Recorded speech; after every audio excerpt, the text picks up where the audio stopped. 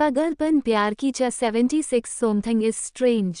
3 दिनों के बाद लॉयर निखिल ने रिलेटेड प्रोसेस को पूरा कर लिया था और एक पल में उसके नाम के अंडर 2.7 बिलियन ज्यादा हो गए थे। कोर्ट में अमन के मामले ने भी बहुत डिस्कशन की और कई न्यूज रिलीज स्टेशनों और न्यूज कंपनियों ने भी इसे कवर किया था। 2008 में एक इन्वेस्टमेंट कंपनी के कुछ बिजनेस पार्टनर्स को उनकी कंपनी से मनी निकालते हुए पाया गया था और संदिग्ध अमन सिंह को 3 साल की जेल की सजा सुनाई गई थी। कई दौर की सजा में कमी के बाद आखिरकार उसे फरवरी 2010 में रिहा कर दिया गया। 8 मई 2010 को अमन ने शहर के कोर्ट में एक अपील की और 25 मई 2010 को कोर्ट ने मामले पर एक पब्लिकली सुनवाई की। दोपहर 3 बजे कोर्ट ने आखिरी फैसला सुनाया। 5 जून 2010 को दूसरा केस शहर की दूसरे हाई कोर्ट में आयोजित किया गया था। दोपहर 3 बजे इन्वेस्टमेंट कंपनी के एक दूसरे बिजनेस पार्टनर पर अमन सिंह को उसकी मनी लॉन्ड्रिंग एक्टिविटीज के लिए बलि का बकरा बनाने के लिए मुकदमा चलाया गया था। उन्हें 10 साल कैद की सजा सुनाई गई थी। इसके बाद हाईकोर्ट ने कोर्ट के फैसले को रद्द कर दिया और मामले पर फिर से विचार किया गया। 6 जून 2010 को सुप्रीम कोर्ट ने अमन सिंह को दोषी नहीं ठहराया और उसके क्रिमिनल रिकॉर्ड को तब साफ कर दिया गया था। 6 जून 2010 को दोपहर 2 बजे अमन ने शहर में कोर्ट में अपील दायर की। उन्होंने जांच इकाई और जन सुरक्षा विभाग से उससे ऑफिशियली से माफ़ी मांगने के साथ ही उसके नुकसान की 50 लाख की भरपाई करने की रिक्वेस्ट की। अगले दिन कोर्ट ने मामले और सुनवाई को एक्सेप्ट कर लिया। उस दिन साउथ डिस्ट्रिक्ट की जांच इकाई और जन सुरक्षा विभाग ने मीडिया को एक बयान जारी कर पब्लिकली उससे माफ़ी मांगी थी। वे उसके नुकसान के लिए 5 मिलियन का मुआवजा के लिए राजी हुए और यह पब्लिक किया कि उसे किसी भी क्रिमिनल रिकॉर्ड से फ्री कर दिया गया था। कुछ देर तक जनता में हड़कंप मच गया। इंपीरियल कॉलेज लंदन के जीनियस फाइनेंस प्रोफेसर पर मनी लॉन्ड्रिंग का गलत आरोप लगाने पर हंगामा लगभग 1 महीने तक चला और आखिरकार यह शांत हो गया। उस टाइम के दौरान अमन द्वारा स्टेबलाइज लिंक्सन इन्वेस्टमेंट कॉरपोरेशन ने जनता का और भी अधिक ध्यान अट्रैक्ट किया। नील कपूर ने रितिका की ओर देखा और कहा, ये केवल एक मुकदमे की सुनवाई का मामला है, फिर भी ये शहर में चर्चा का टॉपिक बन गया। तुमने निश्चित रूप से मेरे संसाधनों को अंतिम टाइम तक यूज किया है। रितिका ने मौके उसे की लिमिट को पूरी तरह से समझा। इस तरह के करतब सिर्फ किसी के द्वारा नहीं खींचे जा सकते। रुद्र ने सिम्थी के साथ उसके कंधे को थपथपाया और कहा, अच्छे मौके का उसे करना और यूजफुल होना आपकी लाइफ की वैल्यू डिसाइड करता है। मुबारक हो भाई, आपने एक बार फिर अपनी लाइफ की वैल्यू दिखाई है। आपको हौसला देने के लिए आपको रितिका का थैंकफुल होना चाहिए। नील ने उसके पैर को लात मारी और सीरियस होने का नाटक किया, लेकिन ये सिर्फ काट रहा था और कोई छाल नहीं थी। रितिका ने मुस्कुराते हुए कहा, लिंक्सन इन्वेस्टमेंट कॉरपोरेशन अभी अभी स्टेबलाइज हुआ है। इस तरह के तरीकों के बिना इसे बड़ा होने में बहुत लंबा टाइम लगेगा और मुझे थोड़े टाइम के अंदर बड़ी मात्रा में मुनाफा कमाने की ज़रूरत है। हालांकि मेरा तरीका थोड़ा बहुत लालची था, मुझे यकीन था कि अमन सही ढंग से काम कर सकता है।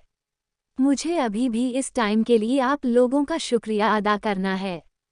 नील ने चिढ़ाया, काम शब्दों से अधिक जोर से बोलते हैं, आप अपना आभार दिखाने के लिए हमें ट्रीट क्यों नहीं दे देती। नील ने चिढ़ाया, काम शब्दों से अधिक जोर से बोलते हैं, आप अपना आभार दिखाने के लिए हमें ट्रीट क्यों नहीं दे देती। रितिका ने जवाब दिया, बिल्कुल, मैंने पार्टी मनाने के लिए 9th हेवन में एक रूम बुक किया है। बेझिझक कुछ भी ऑर्डर करें जो आप चाहते हैं, ये सब मुझ पर है। उद्धरण चिन्ह। सेटिस्फाइड होकर नील ने कहा, ये तो और भी पसंद है। विक्रम मेहरा द्वारा पास्ट में स्टेबलाइज मेहरा इन्वेस्टमेंट कॉरपोरेशन अब मेरे नाम के अंडर है। हालांकि मैंने इसका मैनेजमेंट बंद करने का फैसला किया है, अमन ने कहा। उस टाइम मेहरा इन्वेस्टमेंट कॉरपोरेशन के आगे एक अच्छा फ्यूचर था। लालच से बाहर विक्रम ने कंपनी का इस्तेमाल पैसे को लूटने के लिए किया और उसे बलि का बकरा बनाने के लिए कंपनी से निकाल दिया। जबकि पिछले 2 सालों में कंपनी की ग्रोथ बहुत अच्छी रही थी, उसका मैनेजमेंट बंद करने का डिज़ाइन ऋतिका के लिए एक बयान था कि वो लैंक्सन इन्वेस्टमेंट कॉरपोरेशन के विकास में सब कुछ लगा देगा। अमन में एक चतुर इंसान था। ऋतिका संतुष्ट थी और उसने एहसान वापस करने का फैसला किया। मैंने लैंक्सन इन्वेस्टमेंट कॉरपोरेशन के 50% शेयर आपको ट्रांसफ़र करने का डिज़ाइन लिया है। न केवल अमन बल्कि रुद्र और नील भी उसकी बातें सुनकर हैरान रह गए। हालांकि 50% शेयर ऋतिका जैसे मैन शेयरहोल्डर के लिए इतने इम्पोर्टेंट नहीं हो सकते हैं, लेकिन डिवाइडेड होने और अपने प्रॉफिट को शेयर करने के लिए तैयार होना कुछ ऐसा नहीं था जो लोगों ने किया था। अमन ने अपनी एक्साइटमेंट को दबा दिया और जवाब दिया, भरोसा रखो, मैं लैंक्सन इन्वेस्टमेंट कॉरपोरेशन को अच्छी तरह से मैनेज करूंगा। ऋतिका ने सिर हिलाया और जारी रखा, मेरे दादाजी ने मुझे उनके हाथों में 40% मनी और प्रॉपर्टी दी है। अभी तक मेरे पास 2.7 बिलियन का पैसा है और मेरा इरादा लैंक्सन में 700 मिलियन की इन्वेस्टमेंट करने का है। मेरा मानना है कि लैंक्सन में इतनी बड़ी अमाउंट का इन्वेस्टमेंट करने वाले एक सीक्रेट इन्वेस्टर के पास जरूर ही कई कॉर्पोरेशन और अमीर लोगों को भी इन्वेस्ट करने के लिए अट्रैक्ट करना होगा। उद्धरण चिन्ह। अमन ने तुरंत उत्तर दिया, मैंने हाल ही में देश के शेयर बाजार का विश्लेषण करने वाली एक रिपोर्ट तैयार की है। मैं इसे कंपनी की वेबसाइट पर बाद में कंपनी के नाम से पोस्ट करूंगा। मुझे यकीन है कि लैंक्सन इन्वेस्टमेंट कॉरपोरेशन को देखने के बाद बहुत से लोगों का यकीन उस पर अधिक होगा। अमन ने किसी भी चीज़ के लिए तैयार रहते हुए अपनी प्रोफेशनलिज्म को शो किया था। मुझे तुम्हारे अंदर कंपनी से कोई चिंता नहीं है, उसने सहजता से कहा। फिर उसने अरविंद की ओर रुख किया। मैंने वेस्टर्न कोस्ट पर जमीन का प्लॉट खरीदने के लिए 1 अरब तैयार किए हैं।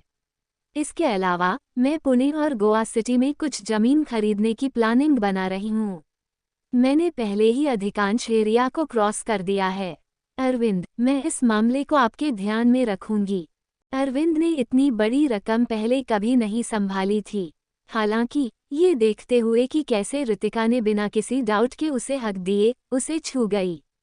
चिंता मत करो, मैं इसे तुम्हारे लिए संभाल लूंगा, नील ने मुंह फेरते हुए कहा। यद्यपि पिछले 2 सालों में देश की इकोनॉमी शहरों के विकास को आगे बढ़ा रही है, भूमि अधिग्रहण के लिए इतनी बड़ी अमाउंट का यूज करना एक बहुत ही जोखिम भरा कार्य है। क्या तुम फिर से सोचने नहीं जा रही हो? जबकि वो ऋतिका की एबिलिटी से प्रभावित थे, इन फंडों को उसके अंडर संभाला जाना था। अधिक केयरफुल रहने के लिए उन्होंने अपनी राय दी। ऋतिका ने उत्तर दिया, मैंने अरविंद को पहले सिटी के रियल एस्टेट का विश्लेषण कराया है और मेरा मानना है कि उनमें बहुत बड़ी संभावनाएं हैं। इसलिए मैंने उन्हें हासिल करने का फैसला किया है। अपनी पिछली लाइफ में उसने पहले पुणे सिटी और गोवा सिटी का दौरा किया था। वह जानती थी कि उन जगहों को बड़े और समृद्ध शहरों के रूप में विकसित किया जाएगा। जैसे उसने अरविंद को सिर्फ दिखावे के लिए एक रियल एस्टेट रिपोर्ट करने को कहा। रिपोर्ट अच्छी तरह से तैयार की गई थी और एक पेनिंग के साथ उसकी विचारधारा साफ थी। नेचुरली से वह रुद्र को समझाने में सक्षम थी। एक लॉयर होने के नाते रुद्र की नज़र लोगों को चुनने में थी। अरविंद के साथ केवल एक छोटी बातचीत के बावजूद वह बता सकता था कि ऋतिका को एक और पावरफुल साथी मिल गया था। अरविंद ने कहा, जब मैं घर पहुंचूंगा तो मैं इसे आपको बाद में भेजूंगा। रुद्र ने सिर हिलाया और जवाब दिया, ठीक है। शाम के 6 बजे ऋतिका ने 9 हेवन में एक टेबल रिजर्व की और नील, रुद्र और अरविंद को माना की रिहाई की पार्टी मनाने और खाने के लिए इनवाइट किया। दादाजी ने मलिक को उसे वहां ले जाने की अरेंजमेंट्स की थी, लेकिन उनकी ब्रांच ने हाल ही में काम किया था, इस प्रकार ऋतिका ने खुद वहां चलने का रास्ता चुना। हालांकि ऋतिका आज काफी भाग्यशाली थी। जैसे ही वह गुप्ता फैमिली के घर से बाहर निकली, उसने घर के ठीक बाहर सड़क पर एक टैक्सी देखी और उसे नीचे की ओर लहराया। टैक्सी उसके पास रुकी। ऋतिका ने दरवाजा खोला और कार में एंटर किया, जिसका ड्राइवर लगभग 40 साल व्यक्ति था। उन्होंने एक अच्छे बिहेवियर का परिचय दिया और एक टैक्सी चालक की तरह कुछ भी नहीं था। देश में टैक्सी सेवाओं की क्वालिटी में काफ़ी ग्रोथ हुई, इसलिए उसे बिल्कुल भी अजीब नहीं लगा। हेलो लेडी, आप कहाँ जा रही हैं? ड्राइवर को इस एरिया में पैसेंजर के मिलने की उम्मीद नहीं थी, इसलिए वह बहुत हैरान था। 9th हेवन के लिए, रितिका ने जवाब दिया। जैसे ही ड्राइवर ने कार स्टार्ट की और तेजी से चलाई, रितिका ने देखा कि उसकी ड्राइविंग एक प्राइवेट ड्राइवर की तरह अच्छी थी, जिससे वो खुशी से चकित हो गई। अंकल, आप यहाँ पैसेंजर को खोजने क्यों आए? रितिका ने लापरवाही से पूछा। यह एरिया एक पर्सनल रेजिडेंस एरिया है, लगभग सभी घरों में कारें हैं और आमतौर पर कोई भी पैसेंजर को लेने के लिए वहां नहीं जाता था। आज मैं किसी को उस एरिया में ले गया और जब मैं वापस गाड़ी चला रहा था तो कोइंसिडेंस से मैंने आपको पकड़ लिया, ड्राइवर ने उत्तर दिया। रितिका ने हाँ में सिर हिलाया। ड्राइवर एक बातूनी इंसान की तरह नहीं लग रहा था और कार चलाने पर ध्यान फोकस कर रहा था। ये जून था और हालांकि यह पहले से ही शाम थी, मौसम अभी भी गर्म और भरा हुआ था। हालांकि एयर कंडीशनिंग ऑन थी और यह काफ़ी आरामदायक थी, फिर भी रितिका को लगा कि वो काफ़ी भरी हुई है और वो खिड़कियां खोलना चाहती थी।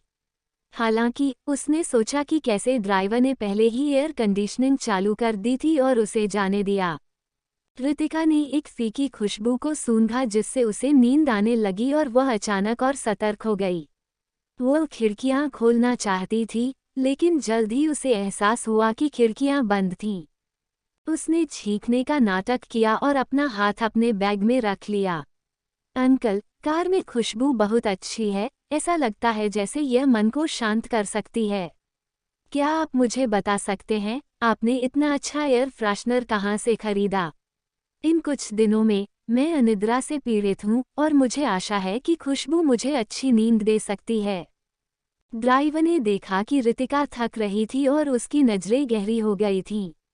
मुझे ये भी नहीं पता, मेरी बेटी ने इसे मेरे लिए खरीदा और कहा कि इससे अच्छी खुशबू आ रही है, इसलिए कार के पैसेंजर भी इसे पसंद करेंगे।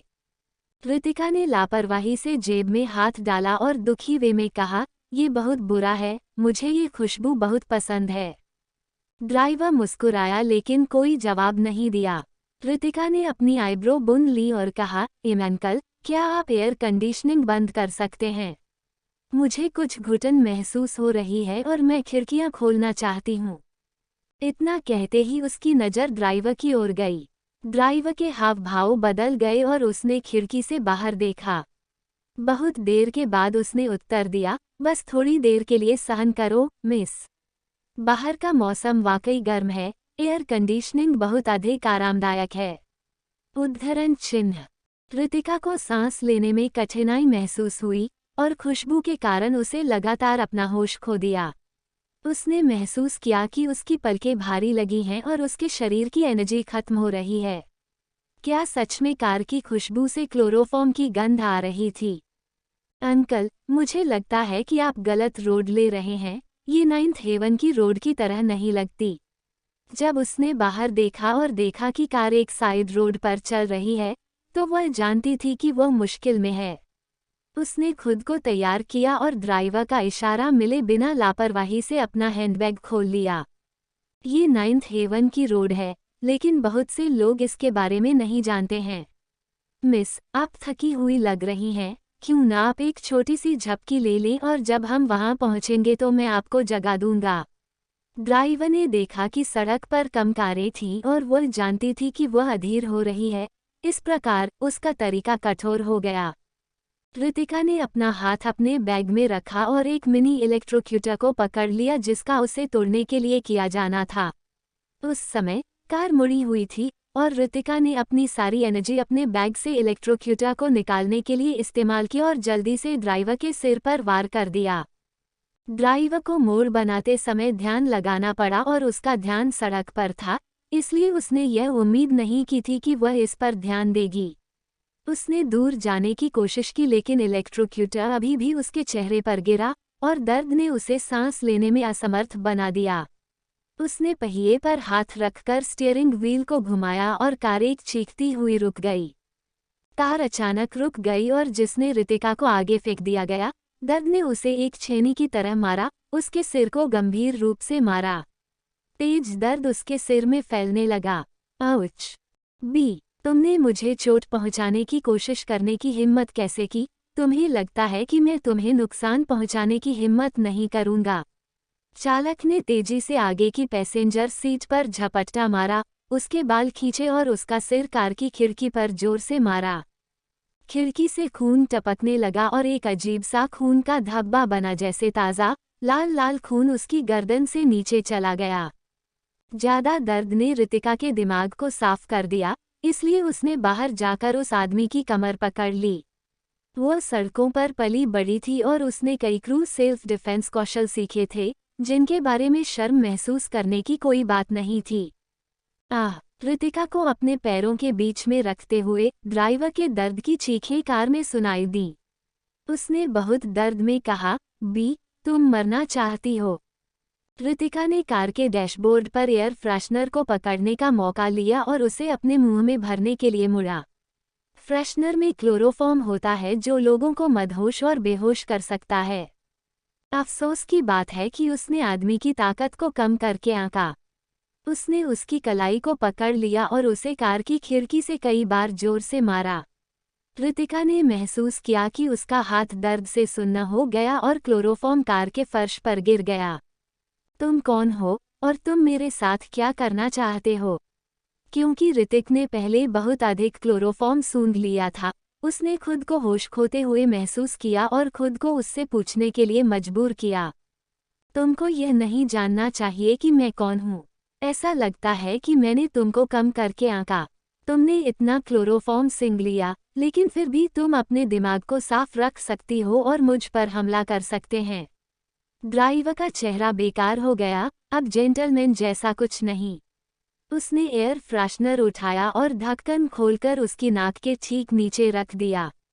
रितिका ने नेचुरली से अपनी सांस रोक रखी थी और क्लोरोफॉर्म को सांस लेने से रोकने की कोशिश करते हुए अपना सिर हिलाया था।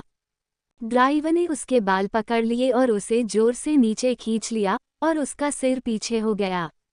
उसने एक छोटी सांस ली और क्लोरोफॉर्म की तीखी, तेज गंध ने उसकी नाक में भर दी। उसका दिमाग अचानक गड़बड़ हो गया और उसने महसूस किया कि वो खुद को अंधेरे में उतार रही है। उसकी असमंजस की सिचुएशन में उसके दिमाग में एक आशा जगी, उसे उम्मीद थी कि अमित उसका मैसेज प्राप्त करेगा और जल्दी से उसे बचा लेगा। Just 77 Ritika is missing. 9th heaven के प्राइवेट रूम में रुद्र, नील, अमन और अरविंद सभी आ चुके थे, फिर भी होस्ट रितिका को नहीं देखा गया था।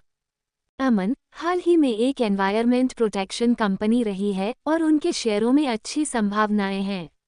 मैंने सुना है कि आपने रितिका को उनके शेयर खरीदने में मदद की, रुद्र ने पूछा। अमन ने सिर हिलाया और कहा, हाँ, इस शेयर ने आज सुबह 2000 की सराहना की है और मुझे उम्मीद है कि यह बढ़कर 3000 हो जाएगा। मैंने पहले रितिका को 10 मिलियन स्टॉक खरीदने में मदद की थी और अभी में उनका प्राइस 2 गुना हो गया है। नील जल्दी से बातचीत में शामिल हो गया। मुझे भी कुछ खरीदने में मदद करें। अमन ने पूछा, क्या आप मुझे लैंक्सन इन्वेस्टमेंट कॉरपोरेशन के एक पोटेंशियल इन्वेस्टर के रूप में या एक दोस्त के रूप में मदद करने के लिए कह रहे हैं? अमन ने ये कहते हुए एक पेशेवर रवैया और लहजा अपनाया। बेशक एक अंतर है। यदि आप लैंक्सन के लिए एक इन्वेस्टर के रूप में काम कर रहे हैं, तो आपको जरूरी डॉक्यूमेंट जमा करने के लिए लैंक्सन जाने की जरूरत होगी। हालांकि आपको एक सेलिब्रिटी माना जाता है, इन्वेस्टमेंट के लिए लैंक्सन की मौजूदा लिमिट के लिए आपके पास एक बनने के योग्य होने के लिए काफ़ी अमाउंट नहीं हो सकता है। नील के एक्सप्रेशन दर हो गए और उसने उसे लात मारी। अरे, तुमको लगता है कि मेरे पैर लैंक्सन की दहलीज तक पहुंचने के लिए काफ़ी लंबे नहीं हैं? अगर यह मेरे लिए लैंक्सन को पब्लिसिटी हासिल करने में मदद नहीं करता, तो अब किसी को भी इसके बारे में पता नहीं चलता। अमन ने सीधे चेहरे से कहा, परेशान न हो, मैं बस इतना कह रहा हूँ कि अगर मैं एक दोस्त के रूप में आपकी मदद कर रहा हूँ, तो कोई प्रॉब्लम नहीं होगी। नील मदद नहीं कर सका लेकिन गुस्सा हो गया। अरे, तुम मेरे साथ खिलवाड़ कर रहे हो। रुद्र और अरविंद अपनी हंसी को कंट्रोल नहीं कर सके और रुद्र ने कहा, वह तुम्हारे साथ खिलवाड़ कर रहा है। अरविंद ने खुद को हंसने से रोकने की कोशिश की। आप कितने खरीदने की प्लानिंग बना रहे हैं? अपना हाथ लहराते हुए नील ने उदास होकर कहा, चूंकि तुम इस हिस्से के बारे में इतना ज्यादा सोचते हो, तो 10 लाख। एक लॉयर के रूप में, ऐसी नौकरियां जिनमें काफी जोखिम वाले शेयर बाजार शामिल है, उन्हें बहुत लंबे टाइम तक नहीं रखा जाना चाहिए, अन्यथा उनके काम में इंटरफेयर किया जाएगा। शेयर बाजार में थोड़े टाइम के लिए डबिंग करने के बाद जल्दी से निकल जाना सबसे अच्छा था। रुद्र ने अपनी घड़ी की ओर देखा और कहा, शाम के 6 बज चुके हैं, ऋतिका अभी भी यहाँ क्यों नहीं है? अमन को भी लगा कि यह अजीब है। ऋतिका हमेशा बहुत टाइम की पाबंद होती है, वह कभी किसी को वेट नहीं करवाती। शायद इसलिए कि 5 से 6 घंटे का बिजी टीम होता है, जहाँ ज्यादातर लोग दिन का काम खत्म करते हैं, वह जाम में फंस सकती है। अगर यह एक जाम होता, तो वह हमें फ़ोन करती और हमें बताती। क्या ये कुछ और हो सकता है? रुद्र और ऋतिका ने कई बार एक दूसरे से बातचीत की थी, इसलिए वह उसे बेहतर ढंग से समझ पाया। मैं उसे फ़ोन करूँगा। अमन ने अपना फ़ोन निकाला और ऋतिका को फ़ोन किया। जिस व्यक्ति तक आप पहुँचने का प्रयास कर रहे हैं वह अभी में अनुपलब्ध है। फ़ोन से यही आवाज़ आई। अमन ने अपनी आईब्रो को बुना और 2 बार और कोशिश की, लेकिन एक ही बंद तक पहुंच गया। क्या हुआ, कॉल नहीं चल सकती? अरविंद ने जल्दी से पूछा। अमन ने सिर हिलाया। मैं उसके फ़ोन तक नहीं पहुंच सकता। मैंने 3 बार फ़ोन किया, लेकिन कोई जवाब नहीं आया। नील ने अपने पैर आगे किए और मजाक किया। हो सकता है कि वह हमें रात के खाना नहीं कराना चाहती थी, इसलिए उसने जानबूझकर अपने फ़ोन का जवाब नहीं दिया ताकि वह हमें यहाँ से खड़ा कर सके। रुद्र ने उसे जोर से लात मारी। बकवास मत बोलो, ऋतिका उस तरह की इंसान नहीं है। वह शायद किसी जरूरी काम में फंस गई थी। नील ने तुरंत अपने पैरों को दूर किया और गुस्से से कहा, रुद्र, तुम मूर्ख इंसान, तुम बहुत मतलबी हो। मैं तो मजाक कर रहा था, तुम्हें इतना सीरियस होने की क्या ज़रूरत है? अमन ने कहा, चलो पहले कुछ ऑर्डर करते हैं। ऋतिका के जल्द ही यहाँ पहुँचने की उम्मीद है। रुद्र ने सिर हिलाया और वेटर को बुलाया। वाइन के साथ जाने के लिए कुछ डिशेज ऑर्डर करने के बाद डिशेज जल्द ही आ गई। शाम 6 बजे ऋतिका अभी भी नहीं आई थी और अमन, रुद्र और बाकी लोग चिंतित होने लगे थे। उन्होंने उसे बार बार फ़ोन किया, लेकिन कोई जवाब नहीं आया। मैं ओल्ड मिस्टर गुप्ता को फ़ोन करूंगा। रुद्र ने ओल्ड मिस्टर गुप्ता को बुलाते हुए कहा। ओल्ड मिस्टर गुप्ता अपनी स्टडी ड्राइंग में थे। एक हाथ में ब्रश था और ब्रश ने नर्म लाइंस बनाई, जिससे नेचर का एक सुंदर सीन बन गया। अचानक उसे रुद्र का फ़ोन आया। उसे यह अजीब लगा क्योंकि उसे ऋतिका के साथ डिनर करना था और यह अप्रत्याशित था कि वो फ़ोन करेगा। ओल्ड मिस्टर गुप्ता, ऋतिका को आज हमारे साथ 9th हेवन में डिनर करना था, लेकिन वह अब तक नहीं आई है। इसके अलावा उसका फ़ोन स्विच ऑफ है और वह घर पर नहीं है। क्या उसने कुछ काम पकड़ा है? वह 5:30 बजे 9th हेवन में चली गई। ये कैसे हो सकता है कि वह अभी तक नहीं आई है? ओल्ड मिस्टर गुप्ता का हाथ कांपने लगा और ब्रश की इंक कागज़ पर बिखर गई। क्या वह 5:30 बजे चली गई? रुद्र की आवाज़ टेंसड हो गई। गुप्ता परिवार से उसे 9th हेवन तक पहुंचने के लिए कार द्वारा केवल 20 मिनट की ज़रूरत थी। पहले से ही 6:30 बज रहे थे। अगर वह जाम में भी होती, तो वहां पहुंचने में कम से कम 1 घंटा लगता। हाँ, जाने से पहले उसने मुझे बाय कह दिया। उसने कहा कि उसने पहले ही सबके साथ रात के खाने की अरेंजमेंट्स कर ली थी और उसके पास और कुछ नहीं था। अगर उसे कोई और काम होता, तो वह आपको सूचित करने के लिए फ़ोन करती। ओल्ड मिस्टर गुप्ता के दिल में एक बैड साइन था और उनकी दाई पलक का फड़कना बंद नहीं हो रही थी। रुद्र ने देखा कि उनका लहजा सख्त हो गया था और उसने जल्दी से उसे खुश करने की कोशिश की। ओल्ड मिस्टर गुप्ता, अभी ज़्यादा चिंता मत करो। हो सकता है कि आखिरी टाइम में उसके पास कुछ काम था, बस पहले उससे कनेक्ट करने की कोशिश करें। मैंने पहले किशन को उसे वहां भेजने के लिए कहा था, लेकिन हाल ही में उसे काम था। उसने कहा कि उसने रात के खाने की अरेंजमेंट्स खुद की थी, इसलिए वह खुद वहां पहुंच जाएगी। हाल ही में टैक्सियों के साथ कई घटनाएं हुई हैं और एक लड़की उसके जैसी अकेली होने के कारण उसे कुछ बुरा मिला होगा। ओल्ड मिस्टर गुप्ता का हाथ कांपने लगा और वह पिछले दिनों की खबरों के बारे में सोचने के अलावा कुछ नहीं कर सका कि कैसे टैक्सी ड्राइवरों ने अपने पैसेंजर्स को किडनैप कर लिया और उनकी बेरहमी से हत्या कर दी और लाश को छिपा दिया। उसे अचानक घुटन महसूस हुई। रुद्र ने ओल्ड मिस्टर गुप्ता की तेज सांसें सुनी और जल्दी से उन्हें सांत्वना दी। ओल्ड मिस्टर गुप्ता, मैं तुरंत वहां पहुंच जाऊंगा। वहां पहुंचने पर हम बात करेंगे। रुद्र ने फोन काट दिया और उसके चेहरे के एक्सप्रेशन बहुत सीरियस हो गए। रितिका कुछ परेशानी में हो सकती है। ओल्ड मिस्टर गुप्ता ने कहा कि वो 5:30 बजे 9th हेवन में आने के लिए निकली। अमन और बाकी सभी लोग चिंतित थे। अब हम क्या करें? रुद्र ने अपना सूट उठाया और कहा, मैं पहले ओल्ड मिस्टर गुप्ता को खोजने के लिए गुप्ता हाउस जाऊंगा। जब वह अभी फोन पर था तो वो ठीक नहीं लग रहे थे और मैं उनके बारे में काफी चिंतित हूँ। अमन और अरविंद ने कहा, मैं तुम्हारे साथ आऊंगा। कोई प्रॉब्लम होने पर आपको मदद मिलेगी। नील ने ये भी कहा, मैं ये पता लगाने के लिए पुलिस स्टेशन जाऊंगा कि कहीं कोई कार दुर्घटना तो नहीं हुई है या आसपास कोई दूसरी प्रॉब्लम तो नहीं है। वो जल्दी से 9th हेवन से बाहर भागे और गुप्ता के घर में चले गए। ओल्ड मिस्टर गुप्ता ने फोन काट दिया और रुद्र के साथ बात खत्म कर दी।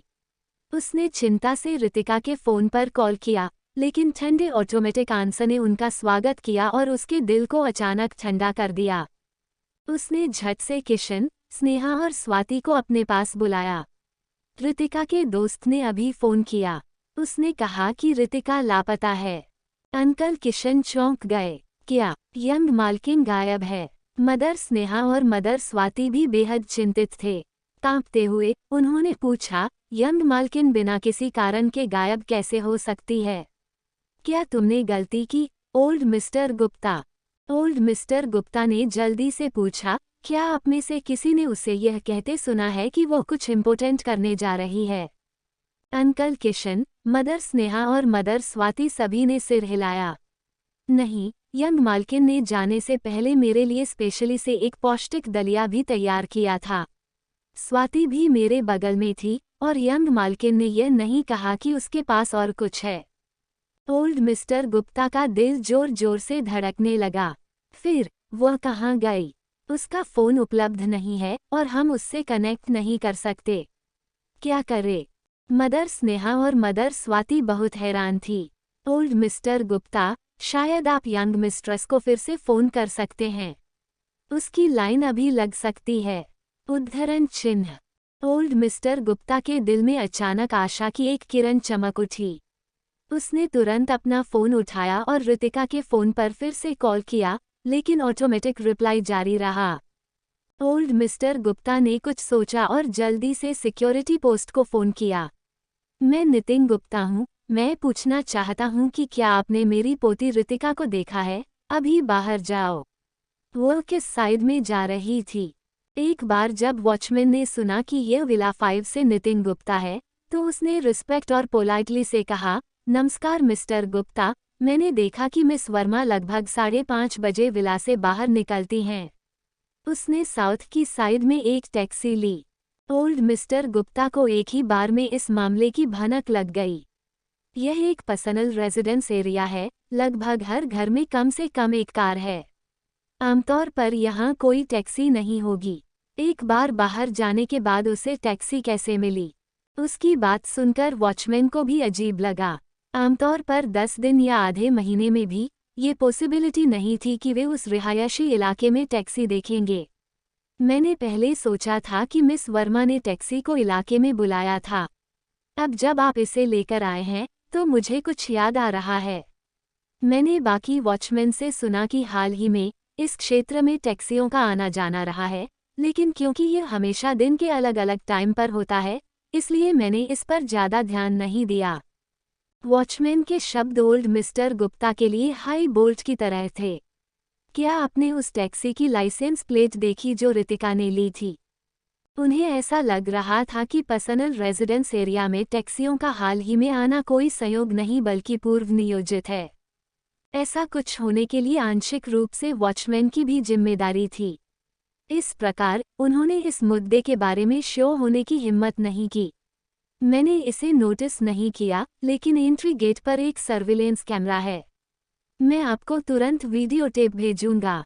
ओल्ड मिस्टर गुप्ता ने फौरन कहा, मुझे पिछले कुछ दिनों के सभी फुटेज भेजें। वॉचमैन ने कहा, हाँ ओल्ड मिस्टर गुप्ता, प्लीज चिंता न करें। मैं ड्यूटी पर तैनात बाकी वॉचमैन से पूछूंगा कि क्या उन्हें किसी घटना की जानकारी है। फोन बंद करने के बाद ओल्ड मिस्टर गुप्ता चिंतित इमोशन के साथ किचन में चले गए।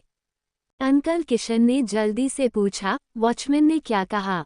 ओल्ड मिस्टर गुप्ता ने अंकल किशन को मौजूदा सिचुएशन के बारे में बताया और अंकल किशन का चेहरा पीला पड़ गया। पैसेंजर को खोजने के लिए एक टैक्सी एक पर्सनल रेजिडेंस एरिया में कैसे आ सकती है? मुझे यह मत बताओ कि यह सब प्लान्ड था। माँ, उसने तुरंत कहा, बकवास मत बोलो, जो हुआ उसके बारे में हमें अभी भी ज़्यादा जानकारी नहीं है। हो सकता है कि उसका फ़ोन खराब हो गया हो, या सड़क पर कोई घटना हो गई हो, या जाम हो गया हो। हालांकि माँ स्वाति इतनी आशावादी नहीं थी और उसने दोहराया, अब हमें क्या करना चाहिए? गॉड, प्लीज़ यंग मालकिन की रक्षा करें और उसे सुरक्षित रहने दें। अंकल किशन व्याकुल हो गए और उन्होंने खुद को डांट लगाई। ये सब तुम्हारी गलती है कि तुम बेकार थे। यंग मालकिन अभी बहुत छोटी है, उसके लिए रात में बाहर जाना सेफ नहीं है। मुझे इसके बजाय उसे वहीं छोड़कर आना चाहिए था। उसी टाइम रुद्र और बाकी लोग जल्दी से आ गए। जब वो रोड पर थे, नील ने उन्हें ये बताने के लिए पहले ही फ़ोन कर दिया था कि 5:30 से 6:30 बजे तक साउथ साइड में रोड पर कोई घटना नहीं हुई है। ओल्ड मिस्टर गुप्ता, चीजें कैसी हैं? रुद्र ने चिंतित होकर पूछा। मुझे लग रहा है कि रितिका का किडनैप कर लिया गया है। इसकी प्लानिंग बनाई जा सकती थी। ओल्ड मिस्टर गुप्ता चिंता से भरे हुए थे। क्या? अमन और अरविंद का रंग पीला पड़ गया। रुद्र के हाव भाव भी अच्छे नहीं थे। कुछ देर बाद पुलिसकर्मी भारी इमोशन के साथ वीडियो टेप लेकर पहुंचे। ओल्ड मिस्टर गुप्ता, मैंने सिचुएशन को समझने के लिए पहले ही बाकी पुलिसकर्मियों से कनेक्ट किया है। हाल ही में एक खास टैक्सी आई है जो रिहायशी इलाके में घुसती और निकलती रही है। हम समझते हैं कि विला 8 के निवासी टैक्सी के लिए बुला रहे हैं क्योंकि उनकी कार खराब हो गई है। इसलिए हमने नहीं सोचा था कि यह सोच से बाहर था। मैंने कई लोगों से जानकारी इकट्ठी की और साबित कर सकता हूं कि यह वही टैक्सी थी। कोई फर्क नहीं पड़ता कि उन्होंने इसे कैसे देखा, फैक्ट यह है कि यह वही टैक्सी थी जिसने इसे और अधिक संदिग्ध बना दिया। क्योंकि वॉच हाउस में 3 अलग अलग शिफ्ट थे और टैक्सी हमेशा अलग अलग टाइम पर एंटर करती थी, किसी को कुछ भी डाउट नहीं होता। ओल्ड मिस्टर गुप्ता के एक्सप्रेशन गहरे और गहरे हो गए। उसने पुलिसकर्मी से वीडियो टेप लिया और देखने के लिए कंप्यूटर में डाल दिया। जब टाइम लगभग 32 बज रहा था, रितिका रिहायशी इलाके से निकल चुकी थी और उसी मिनट राजधानी से एक नई टैक्सी उसकी ओर आ गई। उसने टैक्सी को नीचे लहराया और वह ठीक उसके पास रुक गई। टैक्सी की लाइसेंस प्लेट में जूम इन करें। ओल्ड मिस्टर गुप्ता ने अमन को ऑर्डर दिया। अमन ने कीबोर्ड पर 2 बार टैप किया और ओल्ड मिस्टर गुप्ता ने जल्दी से लाइसेंस प्लेट नंबर नीचे लिख दिया। ड्राइवर के चेहरे पर जूम इन करें। ने ड्राइवर के चेहरे को बंद कर दिया। फोटो डाउनलोड करो। उन्होंने पिछले कुछ दिनों के वीडियो टेप देखे और महसूस किया कि यह वही टैक्सी थी जो वॉच हाउस की अलग अलग शिफ्टों में विला में एंटर करती थी और निकल जाती थी। यह उचित था कि ओल्ड मिस्टर गुप्ता को डाउट था कि यह एक प्लानिंग किडनैपिंग थी। ओल्ड मिस्टर गुप्ता ने आनन फानन में साउथ डिस्ट्रिक्ट पुलिस थाने के सुपरिटेंडेंट को फ़ोन किया और अपने डाउट के बारे में बताया। फिर उसने उसे ड्राइवर के चेहरे की तस्वीर के साथ साथ लाइसेंस प्लेट नंबर भी भेजा। पुलिस स्टेशन को जल्द ही और खबर मिली कि वो टैक्सी विलो रोड के आखिर में खड़ी है। इसे पास करने वाले ड्राइवरों ने कार पर बड़ी मात्रा में खून पाया और पुलिस को इसकी सूचना दी। आसपास के पुलिस अधिकारी इलाके में पहुंचे और टैक्सी में बड़ी संख्या में ड्रग्स और साथ ही एक क्रूर लड़ाई के निशान पाए।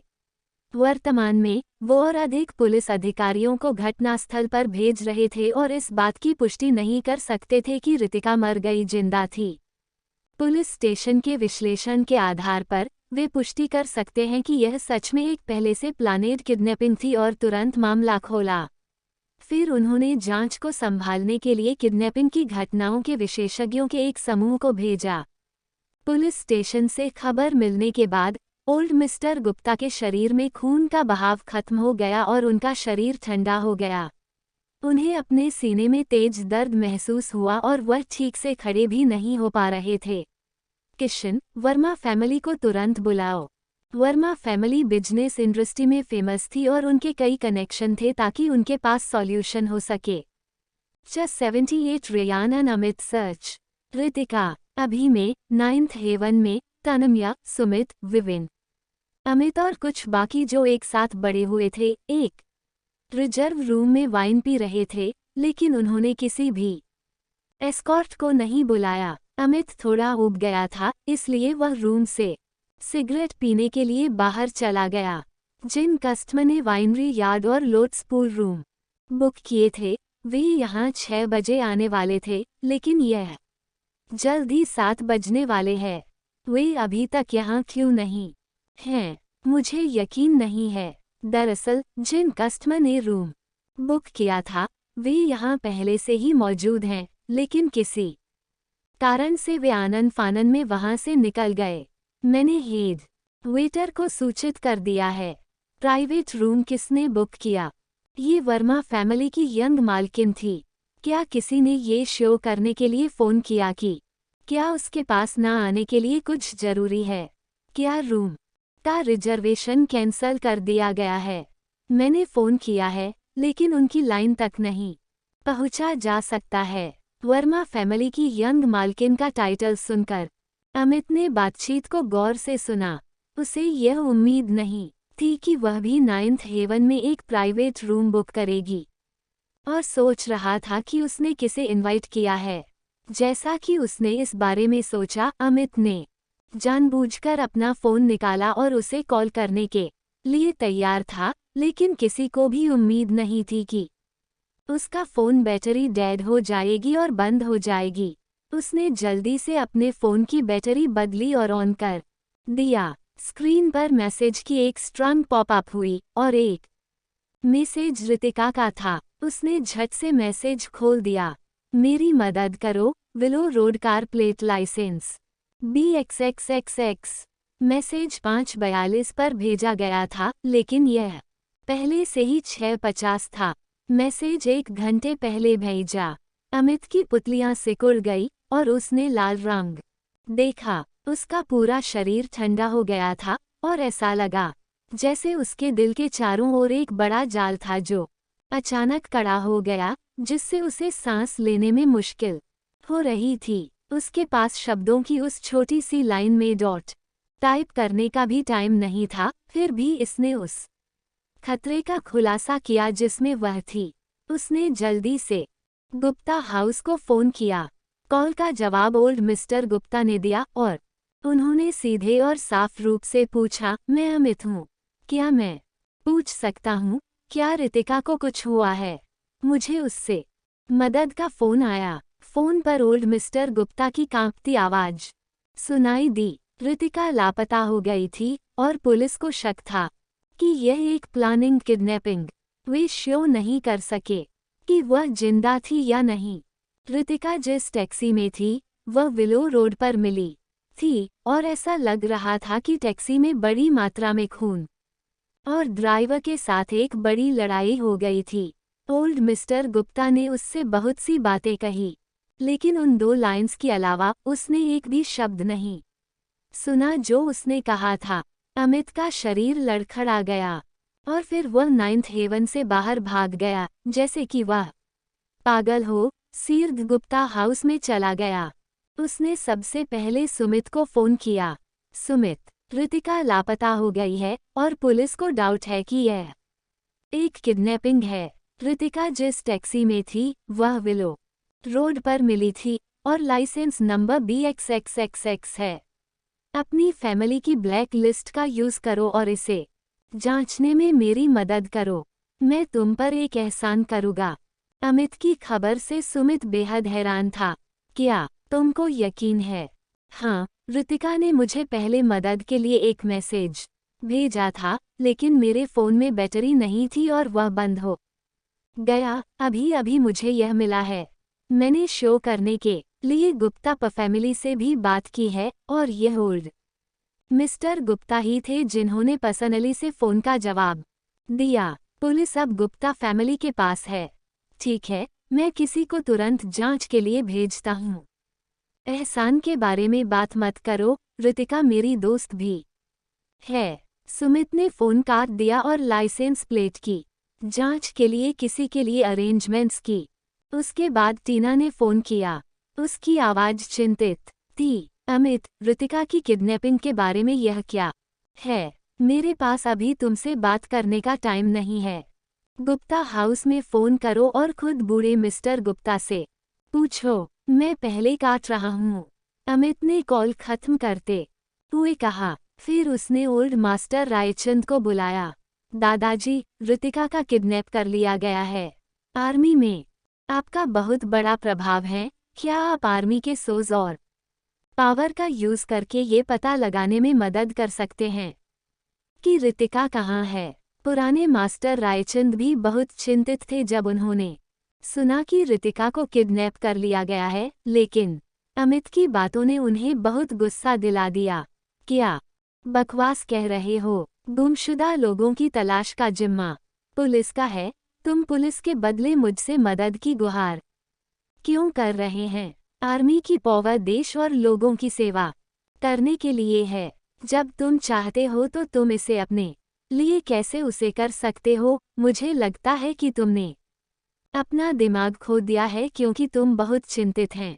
उन्होंने उसे डांटा। अमित काफी चिंतित था और उसके वर्ड भी काफी गलत थे। दादाजी, क्या रितिका देश की निवासी नहीं है? वह राज्य की सुरक्षा के लायक नहीं है। आखिरकार ये सिर्फ आर्मी के सोर्स और पावर को उधार लेना है। आप मुझे ऐसा कह रहे हैं जैसे मैं देश और आर्मी एरिया की रिस्पेक्ट नहीं करता। बूढ़े मास्टर रायचंद का लहजा थोड़ा नर्म हो गया। अरे बेवकूफ, इस देश के अपने कानून हैं और आर्मी के भी अपने रूल हैं। आर्मी के लीडर के रूप में जब मैं इसे पसंद करता हूं तो मैं अपने लिए रूल नहीं तोड़ सकता। अमित ने बेरहमी से कहा। दादाजी, अगर आप इस बार मेरी मदद नहीं करते हैं तो आप मुझसे आर्मी में जाने के बारे में भूल सकते हैं। दादाजी चाहते थे कि वह सबसे ज्यादा आर्मी में सेवा करें और वह जानता था कि अगर वह दादाजी को धमकाने के लिए इसका यूज करता है तो वह निश्चित रूप से समझौता करेंगे। बूढ़ा मास्टर रायचंद बहुत एक्साइटेड थे। तुम बदमाश, तुमने आर्मी में जाने का फैसला किया है। अगर आप इस बार मेरी मदद करने को तैयार हैं तो मैं इस साल जुलाई में आर्मी में शामिल हो जाऊंगा। यह तो पहले ही तय हो चुका था, लेकिन उसने अपने परिवार को नहीं बताया। ओल्ड मास्टर रायचंद ने जल्दी से कहा। मैं तुरंत आर्मी बेस के लिए ड्राइव करूंगा। मैं लगभग 2 घंटे का समय लूंगा और वहां पहुंचने के बाद मैं तुमको फोन करूंगा।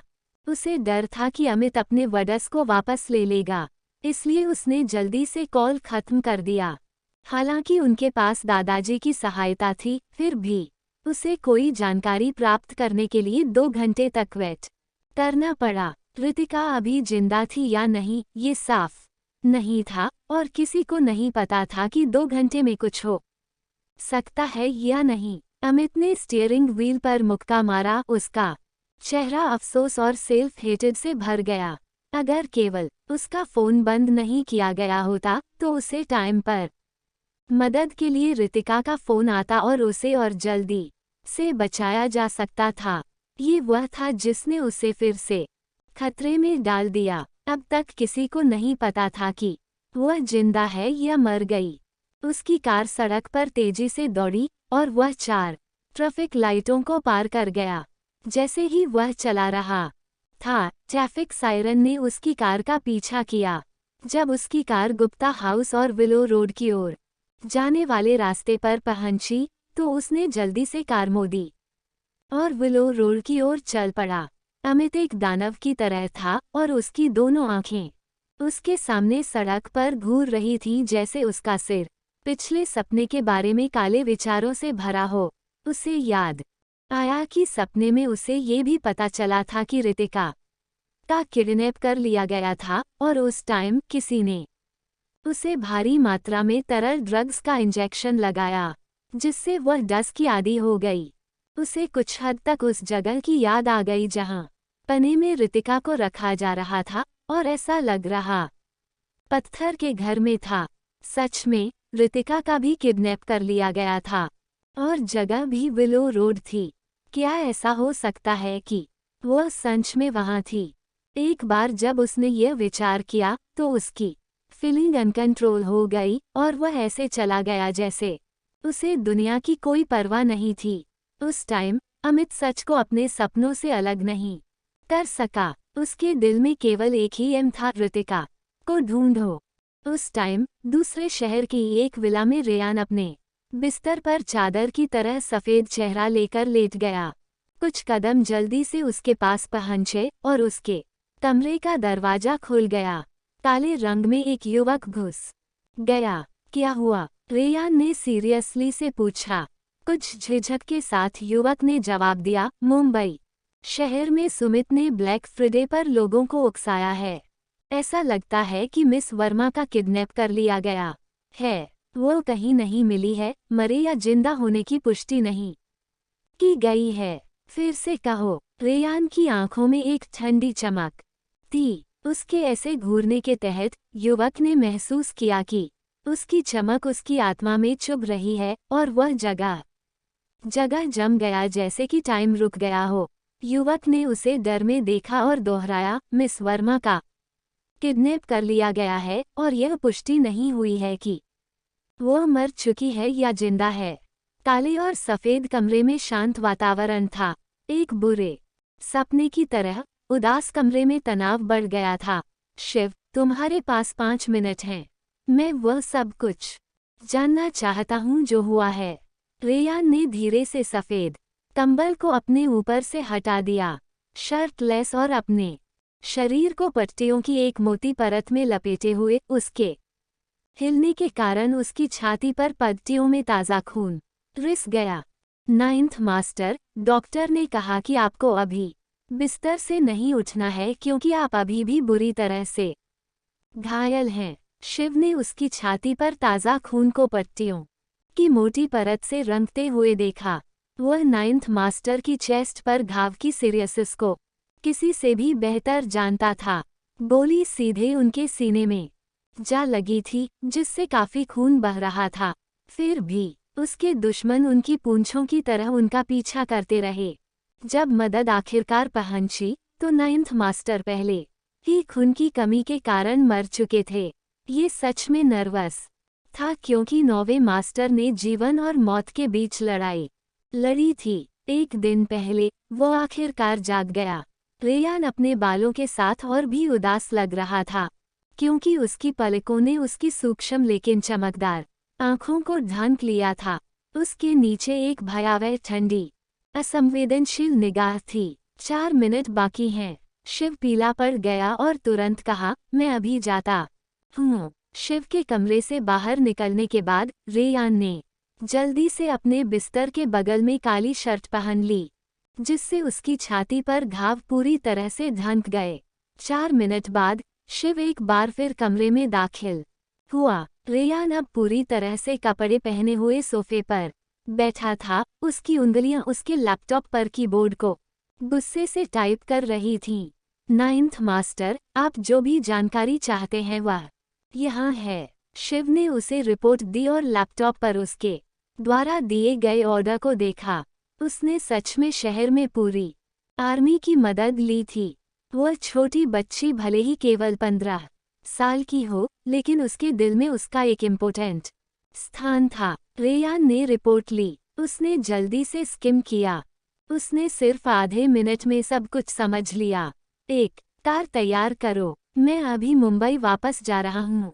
उनकी साफ, प्रभावशाली आवाज ने ना के लिए कोई जगह नहीं दी। सुमित घबराने लगा और कहा, 9th मास्टर, आपकी चोट बहुत सीरियस है। यदि आप ठीक से आराम नहीं करते हैं तो आप ठीक नहीं हो सकते हैं। इसके अलावा हमें आज रात 1 बजे इटली जाना है। यदि आप अभी मुंबई के लिए दौड़ते हैं तो आप इसे फ्लाइट के लिए नहीं बना पाएंगे। उन्हें नहीं पता था कि नाइन्थ मास्टर के देश में वापस आने की खबर किसने लीक की। माफिया के लोगों द्वारा। उसके सिर पर $100 मिलियन डालने के साथ नाइन्थ मास्टर एक अनिश्चित स्थिति में थे। यदि उन्होंने जल्दी देश नहीं छोड़ा तो रिजल्ट भयानक हो सकते हैं। तुमको मेरे फैसले पर सवाल उठाने की जरूरत नहीं है। मैं इटली की सिचुएशन पर बहुत साफ हूँ। रेयान की बर्फीली चमक शिव पर उतरी। इतना सब होने के बाद भी उसकी आंखें चमक उठी और उसके होंठ अभी भी सुंदर थे। शिव ने डर में कहा, नाइन्थ मास्टर, आपकी जानकारी इस बार लीक हो गई है। जाहिर तौर पर इटली में एक गद्दार द्वारा किया गया था। इसके अलावा वह व्यक्ति हाई पास्ट पर है। हमें इसे निपटाने के लिए तुरंत लौटना होगा, अन्यथा ये वह सब कुछ बर्बाद कर देगा जिसे बनाने के लिए आपने पिछले सालों में कड़ी मेहनत की है। जैसे ही रेयान ने अपना लैपटॉप बंद किया और सोफे से उठ खड़ा हुआ, दर्द की एक लहर उसके अंदर आ गई और उसने उसके चेस्ट पर घाव को बढ़ा दिया। उसकी आईब्रो दर्द से करा उठी और जैसे ही उसके पैर बाहर निकले वो लड़खड़ा गया। शिव चिल्लाया, नाइन्थ मास्टर। रेयान ने उसकी ओर देखा और कहा, तुम सही कह रहे हो। इटली की सिचुएशन भी उतनी ही इम्पोर्टेंट है, इसलिए तुमको सबसे पहले इटली जाना चाहिए। एक बार जब मैं यहाँ काम हो गया तो मैं तुमसे वहाँ मिलूंगा। उद्धरण चिन्ह। शिव की आंखें सदमे से चौड़ी हो गई। वह केवल उसका असिस्टेंट था। पहले इटली जाने पर भी वह कुछ नहीं कर सकता था। नाइन्थ मास्टर जानबूझकर उसे दूर भेज रहे थे ताकि वह मिस वर्मा को बचाने में इंटरफेयर न करें। नाइन्थ मास्टर, मैं कार तैयार करने जाऊंगा, इस डर से कि उसे मना कर दिया जाएगा। शिव हवा की तरह कमरे से बाहर भागा। रेयान ने एक सिगरेट जलाई। सिगरेट पीने का उनका तरीका औरों से अलग था। इस बीच उसकी चिंता धीरे धीरे उसे निगल रही थी। उसने एलिगेंट तरीके से धुएं की एक गहरी सांस ली। उसने अपनी लाइफ में पहले कभी ऐसी चिंता महसूस नहीं की थी, मानो हर एक मिनट यातना हो। नाइन्थ मास्टर, कार तैयार है। शिव ने जिद्दी से एंटर किया। जब उसने रेयान को सिगरेट पकड़े हुए देखा तो वह चौंक गया। वह शायद ही कभी स्मोकिंग करता था। रेयान ने अपने सामने धुएं के कोहरे को तितर बितर करते हुए हवा में धुएं के घेरे फैलाए। उसने देखा कि सिगरेट की राख फर्श पर गिर रही है। सिगरेट की तरह उसकी समझदारी भी जल रही थी। उसने चाय की टेबल पर एस्ट्रे पर सिगरेट बुझाई। यह इतने एलिगेंस से लेकिन दुर्भावना से किया गया था। कुछ ही मिनट में सिगरेट को छोटे छोटे टुकड़ों में कुचल दिया। ये देखकर शिव कांप उठा। चलो, उसके मुंह से शब्द निकलने से पहले ही रेयान आगे बढ़ गया। Just 79 drugs. आखिर में वह जाग गई थी। रितिका ने खुद को ठंडे बर्फीले फर्श पर पड़ा पाया। उसका शरीर सुन्न और कमजोर था और उसके हाथ और पैर उसकी उंगलियों जितनी मोटी एक मोटी रस्सी से बंधे थे। रस्सी कसकर और दर्द से उसकी कलाई और पैरों से बंधी हुई थी। खिड़की से वह देख रही थी कि आसमान में अंधेरा हो रहा है। घर के अंदर वह धुंध से बता सकती थी कि घर पत्थर का बना है। घर में पत्थर के बने एक छेद के अलावा और कुछ नहीं था। पत्थर के घर में यह एक जाना पहचाना सीन था। उसने कमरे को ध्यान से देखा और उसकी आंखें धीरे धीरे फैल गई। डर से जलते हुए उसकी शांति धीरे धीरे फीकी पड़ गई। शाम की ठंडक ने देर रात में एंटर करते हुए उसकी रीढ़ को ठंडक पहुंचा दी।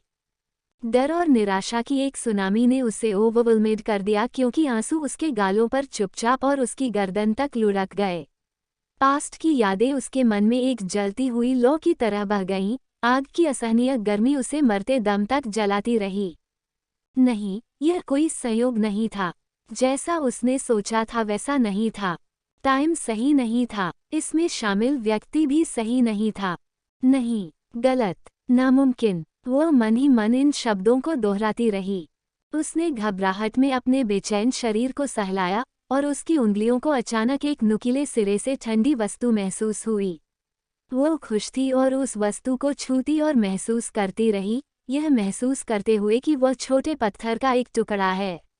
उसने अपनी बची हुई सारी ताकत का यूज किया और पत्थर के टुकड़े को अपने हाथों में कसकर पकड़ लिया। उसने अपने शरीर को कल किया ताकि वह अपने पैरों तक पहुंच सके जो एक साथ बंधे हुए थे। फिर उसने पत्थर का यूज उस रस्सी से रगड़ने के लिए किया जो उसके पैरों को बांध रही थी, मानो उसे चाकू की धार से रगड़ा जा रहा हो। हर हरकत दर्दनाक थी, लगभग उसकी स्किन को रगड़कर। ऋतिका का चेहरा पीला और सफ़ेद था और उसने बहुत पसीना बहाया, जिससे पसीना आंसुओं के साथ उसके चेहरे पर लुढ़क गया। उसके पैरों में पहले से ही चोट लगी थी और खून बह रहा था, और दर्द उसके शरीर पर तब तक हमला करता रहा जब तक कि वह सुन्न नहीं हो गई। ऋतिका ने अपने दांतों को जकड़ लिया और बैठने की सिचुएशन हासिल करने की कोशिश की जब एक तेज दर्द ने उसकी कमर को छेद दिया, लेकिन वो खुद को बचाने के उसके दृढ़ संकल्प को नहीं रोक सकी। कई बार कोशिश करने के बाद ऋतिका आखिरकार सीधी बैठ गई। वह पसीने से पूरी तरह भीग चुकी थी और उसके शरीर में और एनर्जी नहीं थी। उसने अपने पैरों को सहारा देने के लिए रस्सी से बंधे अपने हाथों का यूज किया, फिर उसने अपने पैरों पर ढीली रस्सी को खोल दिया। अब तक वो पहले से ही सुन्न थी और एनर्जी की कमी थी। शायद यही सोच रही थी कि उसके बचने की कोई संभावना नहीं है, किडनैपर ने रस्सी को बहुत कसकर नहीं बांधा और न ही उसने उसके हाथ उसके शरीर के पिछले भाग से बांधे। इससे उसे फ्री होने का मौका मिला। अचानक दरवाजे पर आवाज हुई, फिर लकड़ी का दरवाजा खुला। ऋतिका ने आह भरी और निराशा में डूबने लगी। बस थोड़ा और वो बच जाती। पत्थर का घर तुरंत रोशनी से जगमगा उठा। लाइट तुरंत उसकी आंखों में समा गई, जिससे उसकी बेचैनी और उसके डर के आंसू बहने लगे। उसने उस इंसान की दिशा को देखने की कोशिश की, जो अभी अभी कमरे में आ रही लाइट में आया था।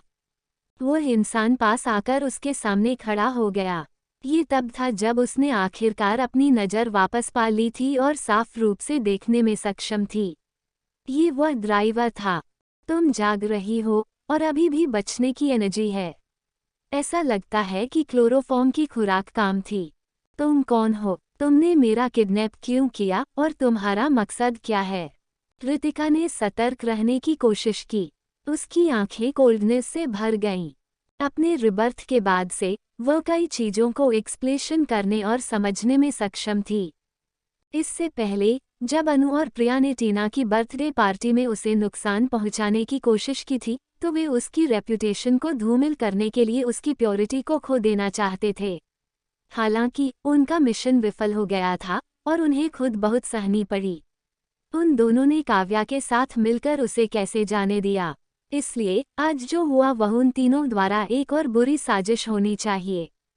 मैं कौन हूँ? क्या तुम ये भी नहीं जानती कि मैं कौन हूँ? उस ड्राइवर को उकसाया गया था और उसका मूल रूप से कोमल चेहरा दुष्ट दिखने वाला हो गया था, जैसे कि उसे ज्यादा नफरत से देखा। नफरत। उसके रिबर्थ के बाद से ये केवल 3 महीने थे। तब से उसने किसी को नाराज नहीं किया था। यह आदमी उससे नफरत कैसे कर सकता है?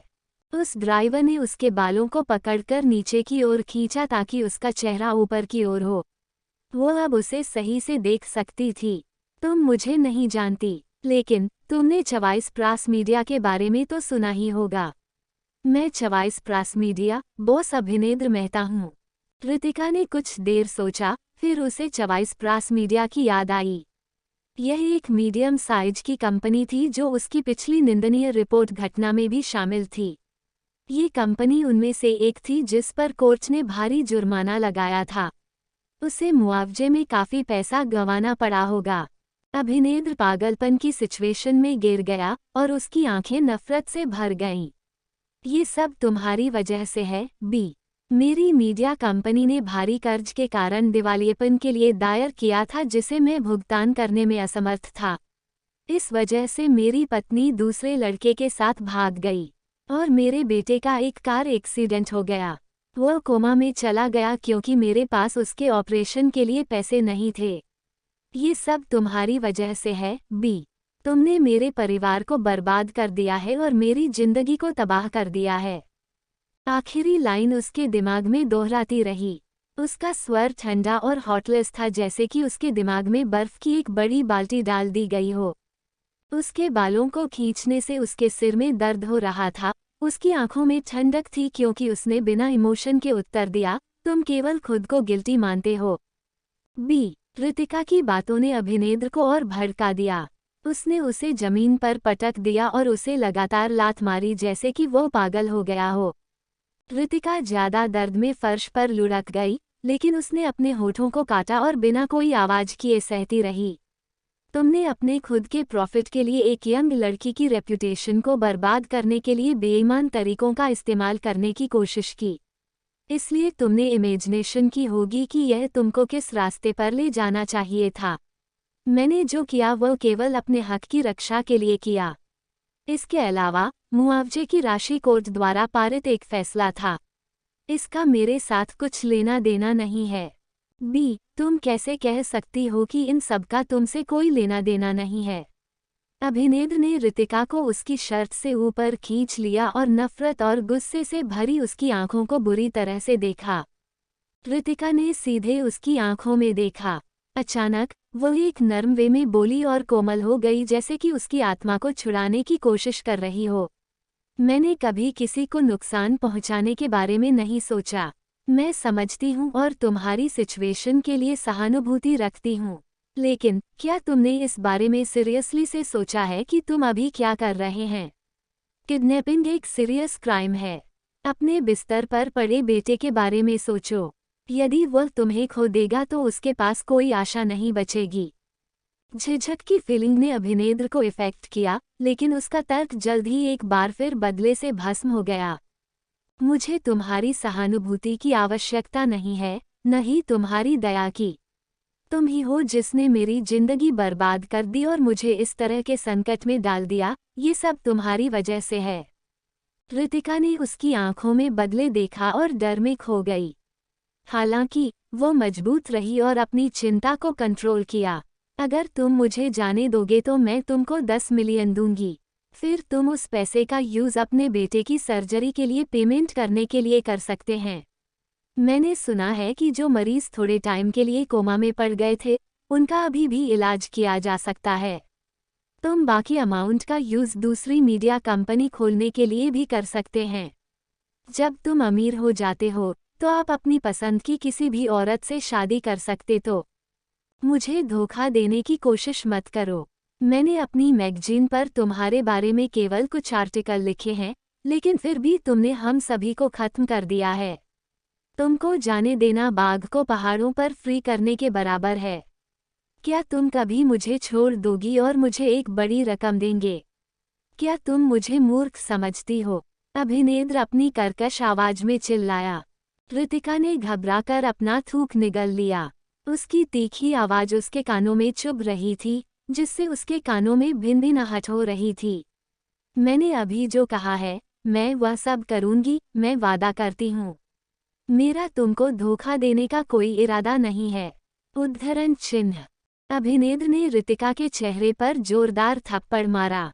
हथेली के निशान से उसका गाल तुरंत लाल हो गया। मुझे तुम्हारे झूठ पर विश्वास नहीं है। मुझे सिर्फ खुद पर विश्वास है। ऋतिका के गाल जल रहे थे। वे वहां से निकलने की उसकी आशाओं को धीरे धीरे जला रहे थे। फिर तुम मुझे क्या जाने देना चाहते हो? तुम्हें जाना है। अभिनेद्र की आंखों में शक था। मैं तुम्हें क्यों जाने दूं? तुमको यहाँ लाने के लिए मैंने बड़ी मुश्किलों को पार किया है। मैं तुम्हें इतनी आसानी से कैसे जाने दूं? मेरी तुम्हें सलाह है कि मुझे जल्दी से जल्दी जाने दो, नहीं तो मेरे परिवार को जब पता चलेगा कि मैं लापता हूँ तो वे पुलिस में रिपोर्ट दर्ज कराएंगे। तब तक तुमको पछताने में भी बहुत देर हो चुकी होगी। ऋतिका को लगा कि उसकी आखिरी उम्मीद टूट गई है। अभिनेद्र पागल था। अगर मैं मर भी जाऊं तो भी मैं तुम्हें अपने साथ नर्क में खींच लूंगा। तुम बदला लेने के लिए खुद को बलिदान करने को तैयार हो।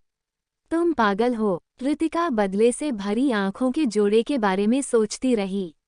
निराशा ने उसे अपने कब्जे में कर लिया। क्या तुम डरती हो? क्या तुम अब निराश महसूस कर रही हो? अभिनेद्र उसे देख रहा था, उसके चेहरे पर डर के भाव का आनंद ले रहा था। उसने एक अजीब सी मुस्कान दिखाई, आखिरकार अपना बदला लेने से संतुष्ट हो गया। तुम मुझसे क्या चाहते हो? ऋतिका ने धीरे से अपना सिर उठाया और उसकी ओर देखा। चिंता मत करो, मैं तुम्हें नहीं मारूंगा। तुम मेरे बेटे जितनी छोटी हो, तुम दोनों की एज कम है। मैं तुम्हें कैसे मार सकता था? अभिनेद्र ने धीरे से बात की और उसके लिए सहानुभूति दिखाने की कोशिश की, लेकिन उसके स्वर और आवाज ने उनके शब्दों के पीछे की बुरी मंशा को दिखाया। ऋतिका के चारों तरफ तुरंत रोंगटे खड़े हो गए। वो उसे नहीं मारेगा। क्या वह सोच रहा होगा कि उसे दूसरे तरीकों से कैसे पीड़ा दी जाए ताकि उसकी पीड़ा मौत से भी बदतर हो जाए?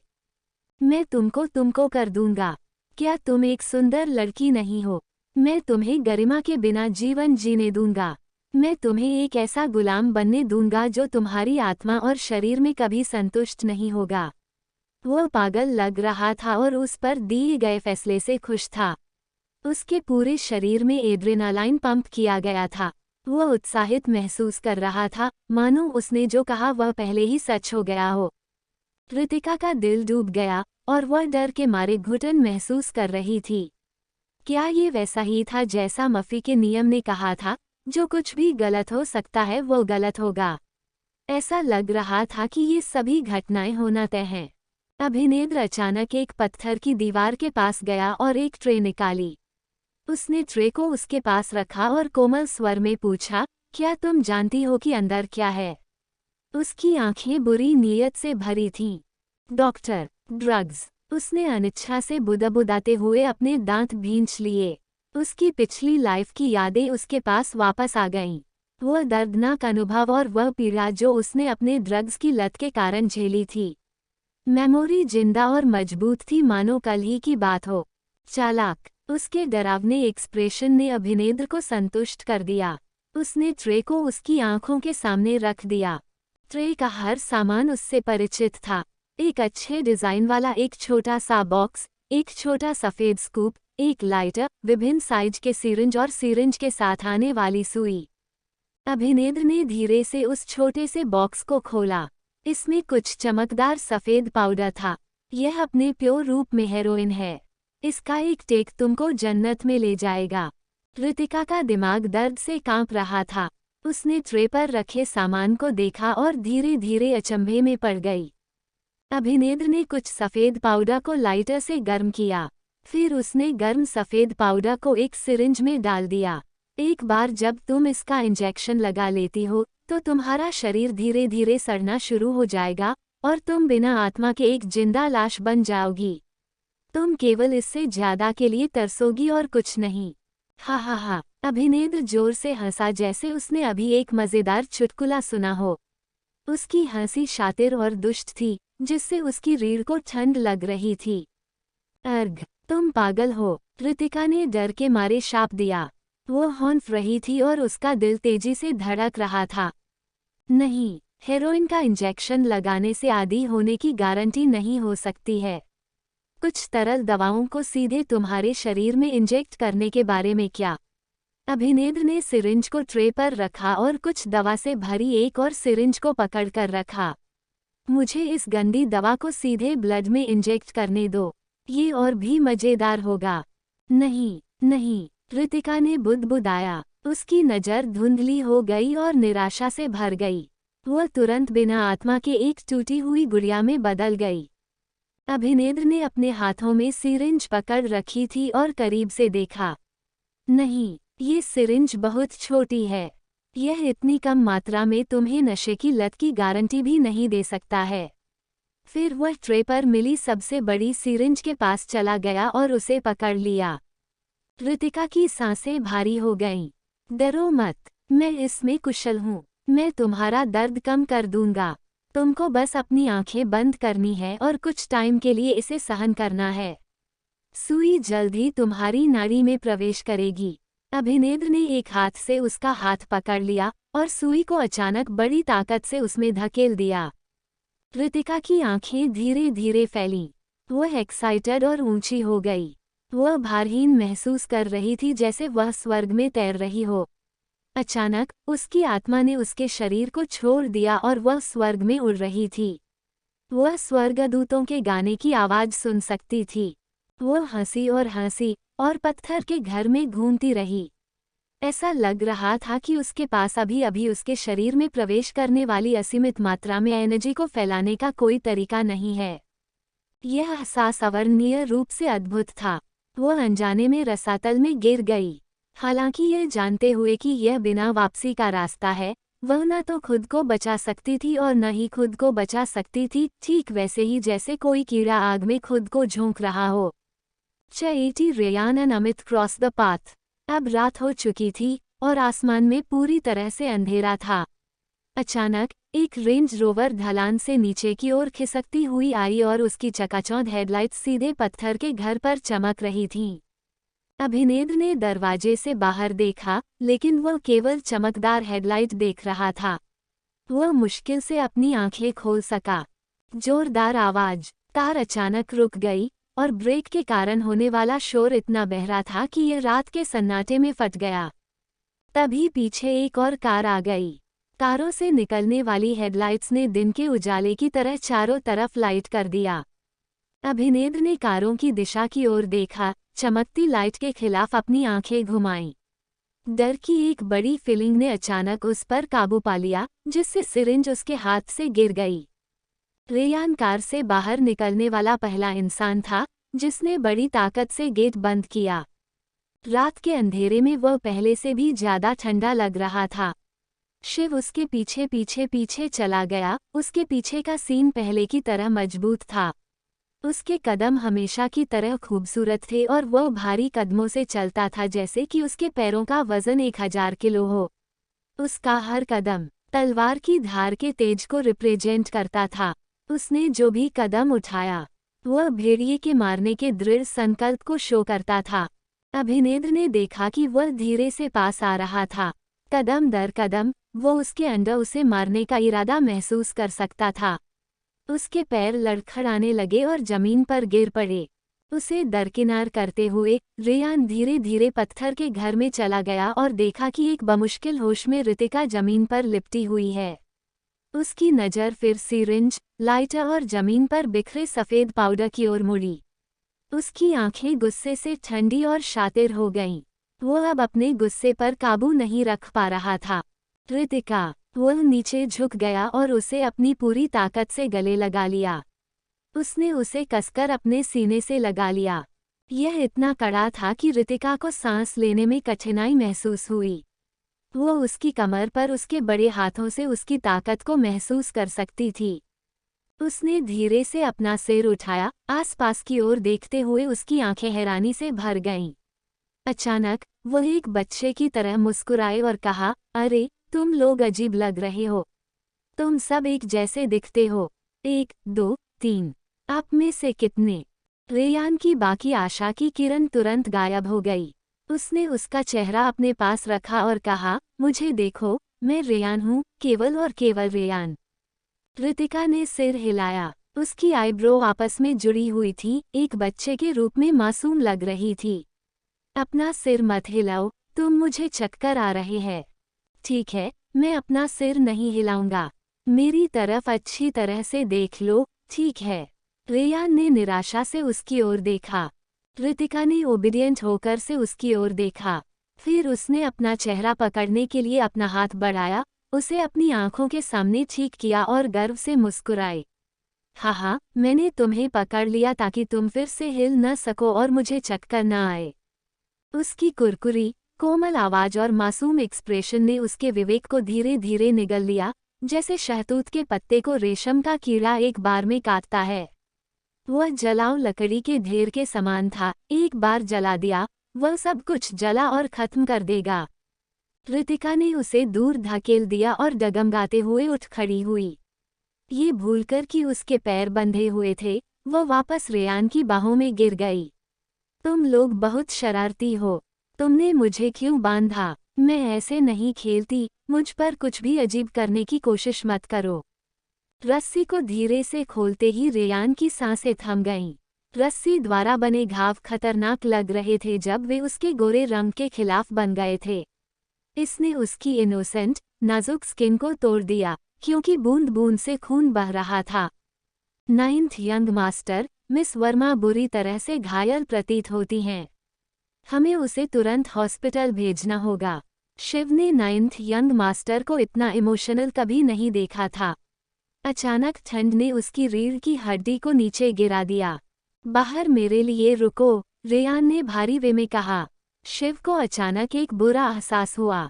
9th यंग मास्टर, बाहर जाओ। हालांकि उसके पतले होठों से केवल 2 सिंपल शब्द निकल रहे थे, लेकिन अगर उसने उसका पालन नहीं किया तो शब्दों को एक बुरे रिजल्ट के साथ जोड़ा जा सकता है। शिव के पास अपने आदमियों को स्टोन हाउस से बाहर निकालने के अलावा कोई रास्ता नहीं था। इस टाइम रितिका पत्थर के घर के चारों ओर हिस्टेरिक रूप से अपनी बाहों को लहराते हुए दौड़ी। वो एक मेंटल पेशेंट की तरह बेकाबू होकर बोल रही थी, प्रिया, किस तरह मैं तुमसे कम हूँ? मैं कितनी भी कोशिश कर लूँ, मैं कभी भी तुम्हारे बराबर नहीं लग सकती। तुमने मेरी पहचान ली दादाजी, दादी और पिता। तुम मुझे जाने क्यों नहीं दे सकती? तुमने उसे भी ले लिया, मुझसे दूर। काव्या, अनु, तुम दोनों ने मुझे फंसाया और मेरी रेप्यूटेशन को खराब किया। तुम एक भयानक मौत मरोगी। रितिका गहरी नाराजगी के साथ शोक में डूबी थी।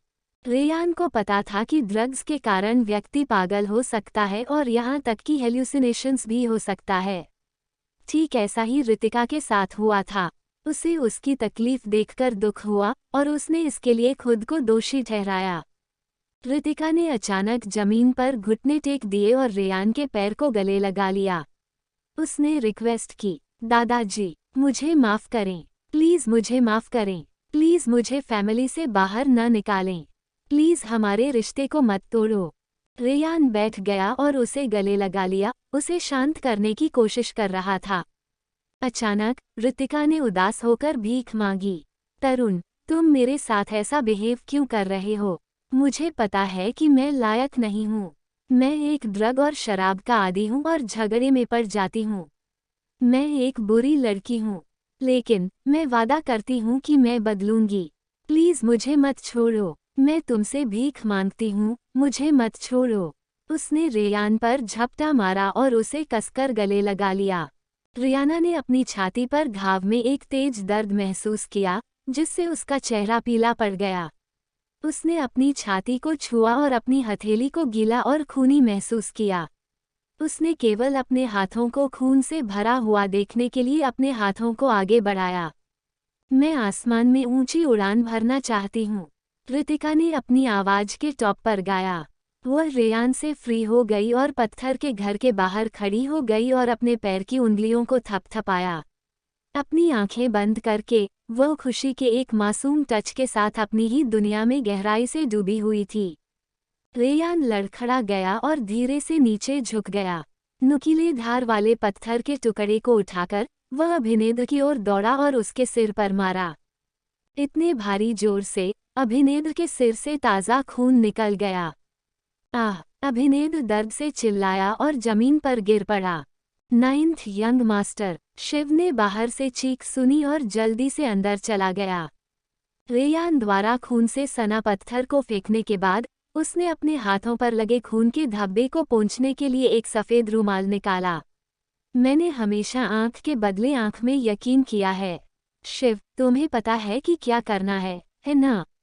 शिव ने जवाब दिया, श्योर यंग मास्टर, श्योर रहो, मैं इसे पूरा कर लूँगा। अमित ने देखा कि उस आदमी ने रितिका को कार में बिठा लिया। हालांकि वह दूर से देख रहा था, अमित उस आदमी की गर्मजोशी और देखभाल को महसूस कर सकता था।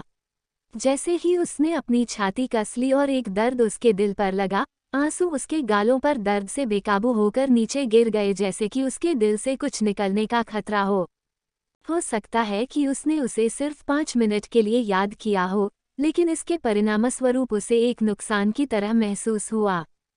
वह वही था जिसने इस पॉसिबिलिटी के बारे में सोचा था कि रितिका पहले यहाँ थी। हालांकि वह केवल पहाड़ पर लक्ष्यहीन खोज कर सकता था, क्योंकि वह स्थान उसके लिए बिल्कुल नया था। उसके पास से गुजरने वाला हर पल उसके लिए दुखदायी था, धीरे धीरे उसे पागल कर रहा था। उसने अपने फ़ोन में हर नंबर पर लाचारी से फ़ोन किया, इस उम्मीद में भीख मांगी कि किसी को इस पत्थर के घर की जगह का पता चल जाएगा। जब अंधेरी हेडलाइट्स ने जंगल को रोशन किया तो उसने केवल ब्लैक ड्रेस में आदमियों के एक ग्रुप द्वारा पकड़े जाने के लिए उसका पीछा किया और उसे किसी और की बाहों में कार में ले जाते देखने के लिए मजबूर किया गया।